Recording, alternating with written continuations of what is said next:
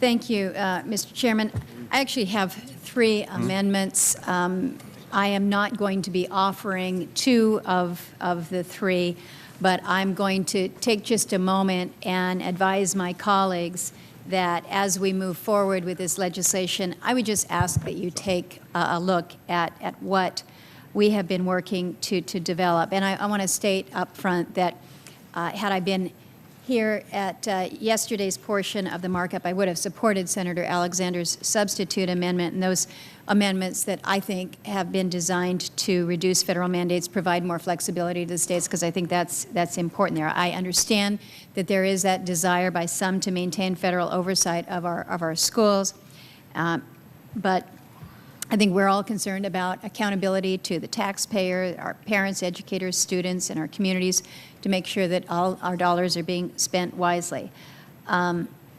Everywhere I go in the state of Alaska, people are continue to talk about No Child Left Behind and the lack of flexibility, the mandates, the implementation, the demands instead of innovative improvement.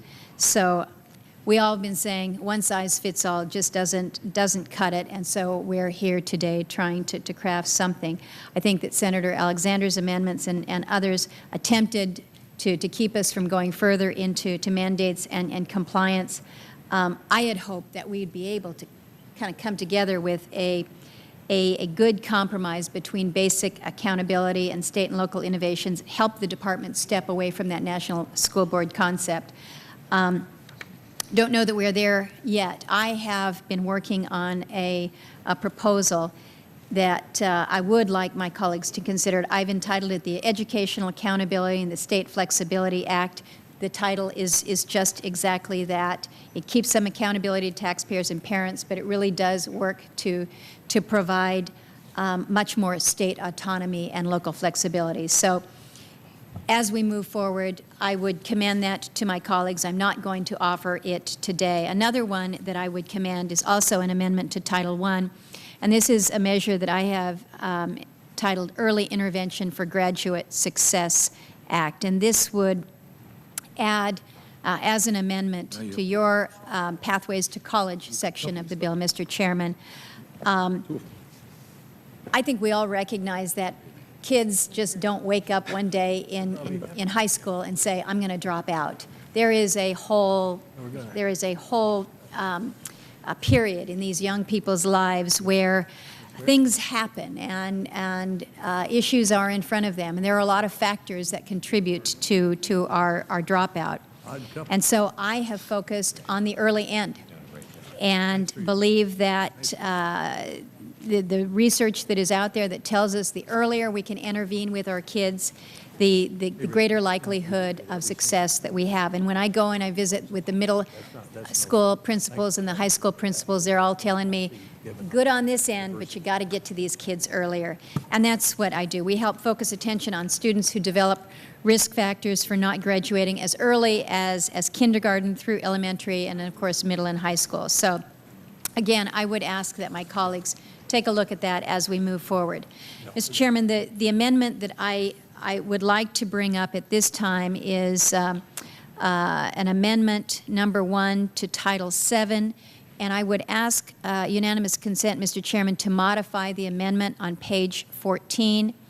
The changes that are presented in this modification were requested by the Alaska Federation of Natives, several Native organizations, school districts, various educators in the state, and the amendment both prior to and with the modification are supported by the entire Alaska delegation. So I'd ask consent that we accept the modified amendment, and I will just speak very briefly to it.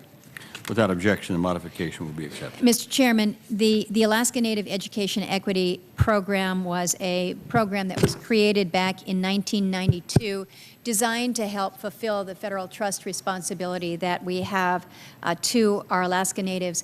In Alaska, there are no BIE funds that go to Alaska Natives. It was just not set up that way.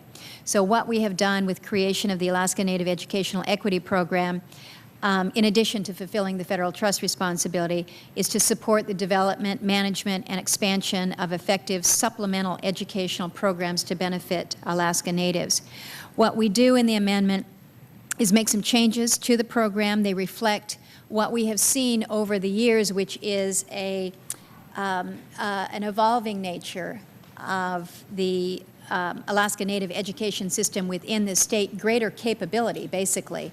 When the program was initially created some 20 years ago, we didn't have the capability in the state that we do now to deliver the types of programs that we really do need to deliver to our Alaska Natives. So we have, with the desire of the Alaska Native organizations, an effort to take on a larger role in the education of their children. We strengthen the partnerships between non-Alaska Native grantees and their required Alaska Native organization or partners to ensure maximum participation by Alaska Native leaders, educators, and the community.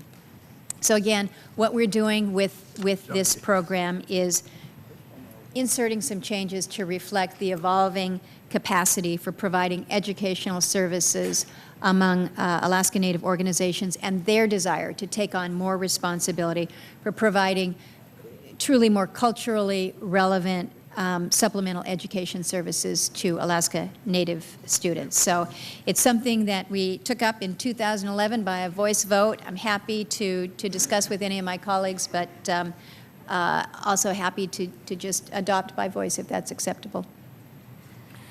Thank you very much, Senator Murkowski. Again, this amendment makes changes to the Alaska Native Education Program that allows for increased and meaningful partnerships with Alaska Native organization. It also promotes greater accountability for programs supported under the grant through such common sense approaches as only supporting activities for which data can be collected. And as the Senator said, the Alaska Native Education Program authorized in this bill is, with some changes, is basically the same amendment that we adopted 2 years ago for those who weren't here 2 years ago. So it's a good amendment. I support it. I ask my colleagues to do the same. If there's no further debate, all in favor of the Murkowski amendment say aye. Aye. Aye. Opposed, no. The ayes have it. The ayes appear to have it. The ayes have it. The amendment is agreed to.